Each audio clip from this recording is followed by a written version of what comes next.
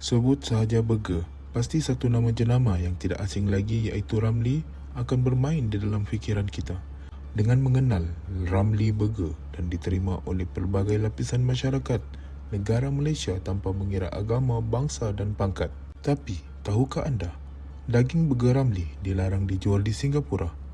Sebelum kita mengetahui hal sebenar kenapa daging burger Ramly dilarang jual di Singapura, mari kita kenali dahulu asal-usul produk gemilang rakyat Malaysia ini. Asal-usul burger Ramly. Ramly Burger diasaskan pada tahun 1984 dan dimiliki sehingga kini oleh Datuk Haji Ramly bin Mokni dan Datin Hajah Salasia binti Abdul Manap dari cetusan idea dan hasrat murni untuk mengeluarkan produk yang halal, bersih dan bermutu. Kisahnya bermula pada tahun 1978 yang mana pada waktu itu negara kita kecoh dengan isu halal haram berkenaan daging burger ini.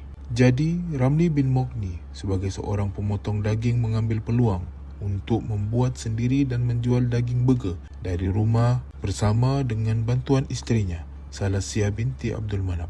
Dengan berbekalkan modal sebanyak RM2,000 pada waktu itu, mereka suami isteri telah buat sendiri daging burger secara manual dengan tanpa bantuan apa-apa mesin sokongan di rumah mereka di sebuah flat Jalan Haji Husin, Kampung Baru. Dikatakan pada mula perniagaan mereka kurang mendapat sambutan kerana masyarakat di negara Malaysia pada ketika itu tidak gemar makan burger. Namun, berkat kesabaran dan kecekalan pemilik, Ramly bin Mokni dan isterinya, mereka tetap terus berniaga dan membuka gerai burger berdekatan dengan kawasan Chowkit. Sejak dari itu, permintaan terhadap burger Ramly semakin hari semakin bertambah. Bermula dengan 200 keping daging sehari. Kemudian mereka mula mendapat sambutan sehingga 3,000 keping sehari. Pada tahun 1980, mereka mula membuka syarikat dan hanya 4 tahun kemudian, mereka telah berjaya membuka sebuah kilang di Bandar Tun Razak dengan menghasilkan kira-kira 10,000 keping daging dalam satu hari. Cabaran Ramly Burger yang paling besar sewaktu mula-mula hendak membangunkan adalah pihak Majlis Amanah Rakyat iaitu MARA menolak permohonan pinjaman mereka dengan alasan orang Malaysia tidak ramai makan burger, akan tetapi pihak Bank Pembangunan pula yang meluluskan permohonan mereka. Hari ini, jualan tahunan Ramly Burger mencecah sehingga RM1 bilion dan daging yang digunakan untuk sehari menghampiri 1.5 tan untuk menghasilkan pelbagai jenis produk jenama Ramly. Kini jenama Ramly bukan lagi sekadar mengeluarkan daging burger, tetapi mengeluarkan sausage, nugget, bobola daging, daging kisar, sos cili dan banyak lagi turut dihasilkan. Kenapa burger Ramly diharamkan dijual di Singapura? Dilaporkan terdapat beberapa kes melibatkan hukuman denda dan penjara oleh pihak berkuasa Singapura ke atas pihak yang cuba menyeludup stok daging burger Ramly ke negara itu.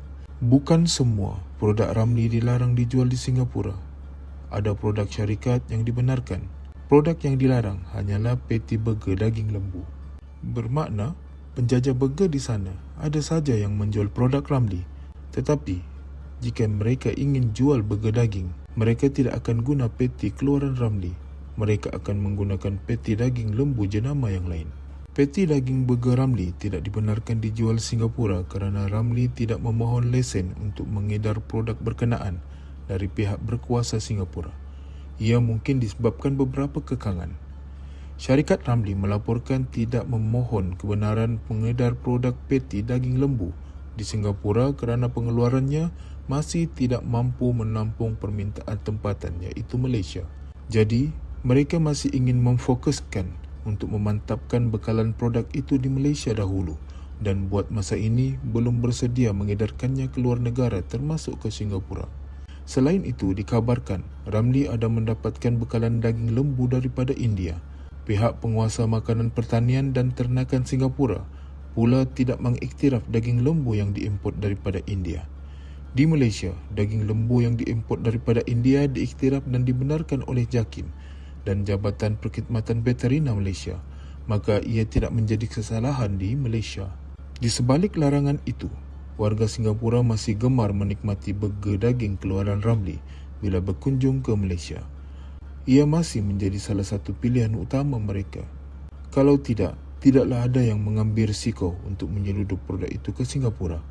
Mungkin patty daging jenama Ramli lebih sedap dan dijual pada harga yang berpatutan berbanding dengan jenama yang lain.